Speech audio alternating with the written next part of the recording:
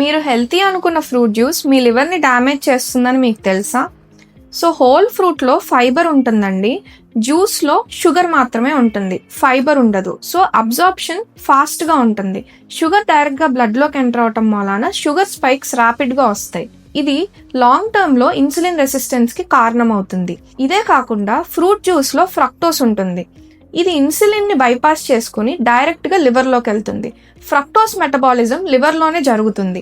ఇది డైరెక్ట్గా డీనోవో లైపోజెనసిస్ అనే ఒక ప్రక్రియ ద్వారా ఫ్యాట్గా మారుతుంది.